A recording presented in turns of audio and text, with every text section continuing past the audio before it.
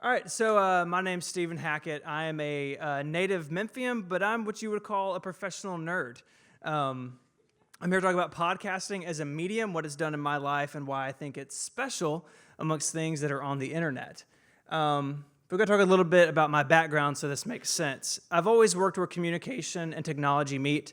After journalism school, worked for Apple, spent 4 years getting the Kroc Center of Memphis up and running, and then 2 years sort of in the agency world here in Memphis. But like most nerds, I had a side boo of a long list of projects. I've been blogging about Apple and technology and nerdy stuff since 2008. In 2010, I was invited on a podcast by a British guy named Mike to talk about the iPad when it was new. Remember that? And it got out of control in a hurry. All of a sudden, I am on a bunch of shows, writing scripts during conference calls, or editing articles on my lunch break. When my coworkers would leave, I would lock the door to my office and record podcasts until the cleaning crew kicked me out. Not good. This summer, about a year and a half ago, we launched our business Relay FM. We now produce 19 podcasts. We have 1.5 million listeners a month. And on launch day, we kicked Jon Stewart off the top of iTunes. So, the first year has been an incredible roller coaster. We had a great launch. We had people in all sorts of industries wanting to come to work with us. We got a lot of great press. This one on the left is like a 3,000-word TechCrunch article that I sent to my mom, and it was very exciting. But I had a problem. This summer, I realized I couldn't do my job and keep my business. And as much as I liked things like a paycheck or insurance my employer paid for, it was time to leave the 9-to-5 and make my side gig my real gig. And now I work at home, and the dog works with me. She just kind of sits there, and as I produce and I record shows, I keep the business running. My co-founder, like I said, is in London, which makes everything really complicated, but that is what it is. So let's talk about podcasting itself. It's easiest to explain it as like a regularly released, on-demand talk radio on the internet. And it's been around about 15 years. 10 years ago, Apple added it to iTunes, made it really easy to automatically download and subscribe to shows on your devices. But it's really an old thing. Check out how creepy that kid is looking at the camera, by the way. Super creepy.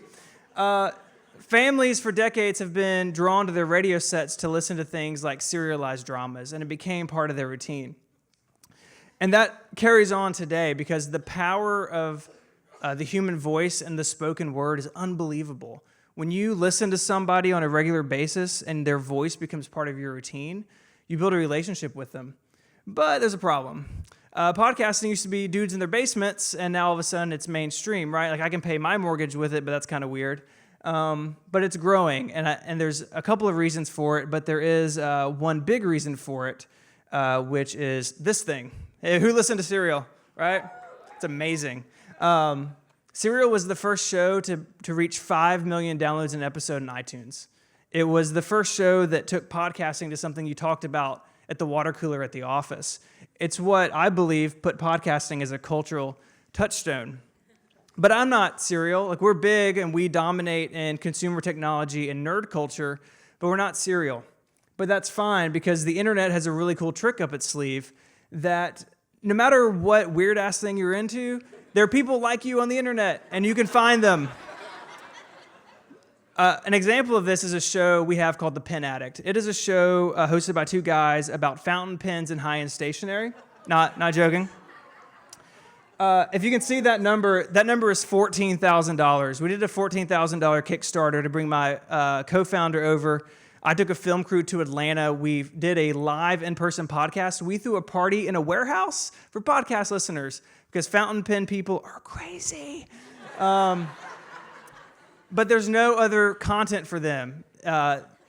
Niche content creates communities, and it goes into communities of people and can bind them together. These people were signing autographs at the show. It was just crazy. But apart from that, there are reasons that places like churches and community groups and civic groups use podcasting. And I think that they should use it more because you can connect with a growing and vibrant audience. Because audio is powerful, and it's easier to do now than ever. Prices come down, the technology is easier to work with. And so if you're a part of a group, if you have a position or if you have a passion, you can share it on the internet in ways that are powerful and easy to do. And it's here to stay. It's not a flash in the pan. Podcasting is part of the fabric of the internet. So go make something, go subscribe to something. Thank you.